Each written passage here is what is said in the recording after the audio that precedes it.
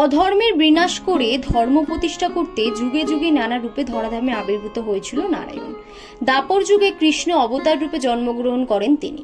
শাস্ত্র অনুযায়ী দেহত্যাগ করার পর শ্রীকৃষ্ণ জগন্নাথ রূপে পুরীতে আবির্ভূত হন। ঢেউয়ের মাথায় ভাসতে ভাসতে শ্রীকৃষ্ণের নাভি আসে।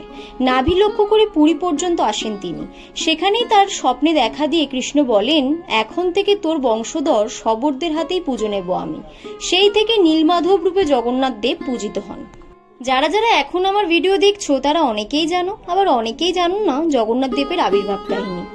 আমার আগের ভিডিওতে আমি জগন্নাথ দেবকে ক্লে দিয়ে তৈরি করেছিলাম, তাই ভাবলাম জগন্নাথ দেবের নীলমাধব অথবা কৃষ্ণরূপী রূপটা তোমাদের সামনে তুলে ধরি। আমার করা আগের একটা ভিডিওতে ছোট্ট বোন সুইটি তার নামটা নিতে বলেছিল। অনেক ভালোবাসা তোমায় সুইটি আমার ভিডিওতে কমেন্ট করার জন্য। দেখো, তোমাদের সাথে গল্প করতে করতে কিন্তু আমার নীলমাধবীয় জগন্নাথ দেব একেবারে রেডি। আমার নীলমাধবীয় জগন্নাথ দেবকে দেখতে ঠিক কতটা মিষ্টি লাগছে জানাতে কিন্তু একদমই ভুলো না। আর যারা যারা এখনো আমার আগের জগন্নাথ দেবের বানানোর ভিডিওটা মিস করে গেছো তাদের জন্য আমি এই ভিডিওতেই লিঙ্কটা নিচে অ্যাটাচ করে দেব, দেখে এসো কিন্তু।